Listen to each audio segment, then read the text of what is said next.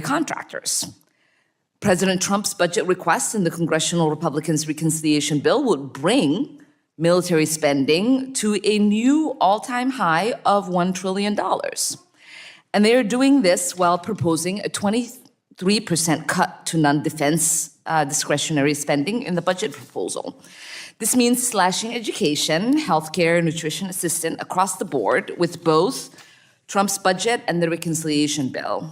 Mr. Linden, is there any precedent for giving a department that has never passed a full audit a blank check? Yo, we need to talk about what just happened in Congress because this is wild. A Republican, yes, a real Republican, just teamed up with Ilhan Omar on actual legislation. And before you click off thinking this is some kind of prank, it's not.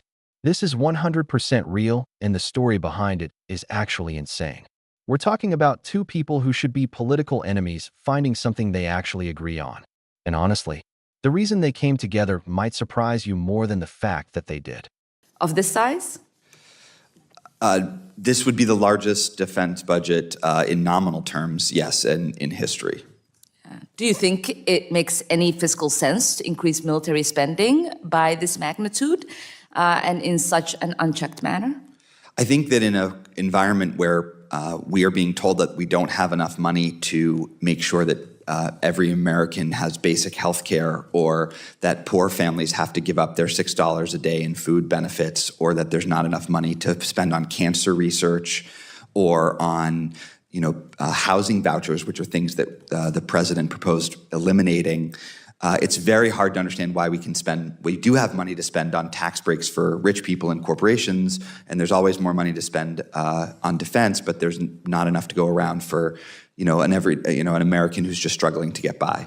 Yeah, thank you. It doesn't really make any sense to me as well. And Mr. Winfrey, I think you mentioned a little bit earlier that when you were at the White House in the first Trump presidency, that you were able to convince the president to not spend so much on defense. Why do you think there is just this interest right now to get us to this $1 trillion spend on the Pentagon? I'm no defense expert, so I'm probably the wrong person to ask. But I don't think that what the Pentagon is dealing with right now is a money issue. Some of it is a management issue. And I'm sure that they're trying to correct for what they see as problems with the management over at the Pentagon right now with the leadership change. Would you still advocate for us not spending $1 trillion? Listen, I would cut the vast majority of the federal budget, including, I think that there's a lot to look at in the Pentagon. I actually think that, one of the budget process reform ideas that people have talked about in the past is a zero-based budgeting, a bottom-up budgeting, and literally asking, what are we spending money on and is it worth it? As a former legislator, I know everybody talked about this. That is kind of what we normally do, right? It is. Because we are required to balance the budget, so we start over. But I'm particularly interested in this conversation about the defense budget. And I would start this at the Pentagon. Yes, I think the Pentagon is a great place to start. I'm wondering, because I'm assuming that you and I are not on the same side of the aisle. I'm wondering if you and I can agree on the fact that the defense budget should be looked at. Why is there never really an agreement on both sides to do so? What do you think is the obstacle there? I think that like I said, I think that there are a lot of forces from the outside who benefit from more government spending, right? And that's in the Pentagon's budget. It's also in the domestic budget.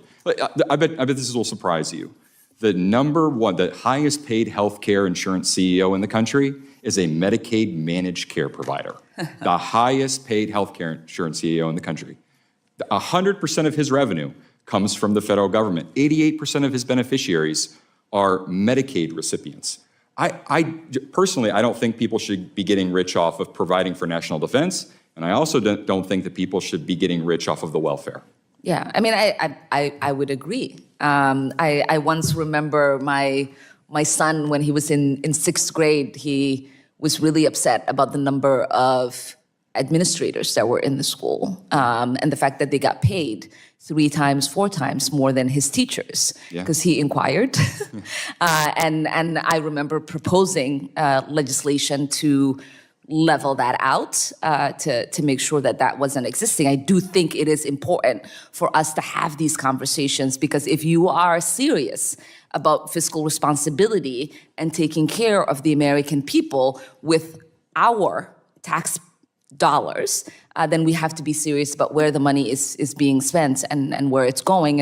And the fact that we, have 800 military bases across the world, where our next adversary has one.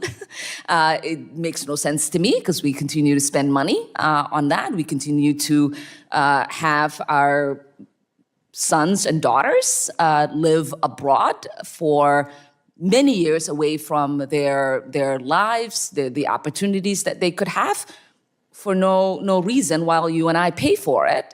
And so these are, I think, really interesting conversations, and I'm glad we're having them. Thank you. I think the gentlelady, and if she would indulge me for a comment about defense spending, my last words to Secretary Hegseth was, we have to root out the waste at the Pentagon. We are not intellectually honest as Republicans who need help in restoring the mantle of fiscal responsibility by actually following through when we have the opportunity, like with reconciliation.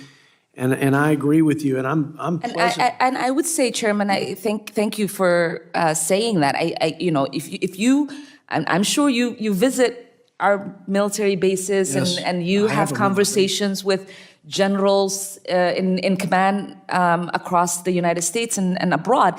Every single conversation I've had with them is that we continue to manufacture weapons that they don't need, that are sitting in stockpiles.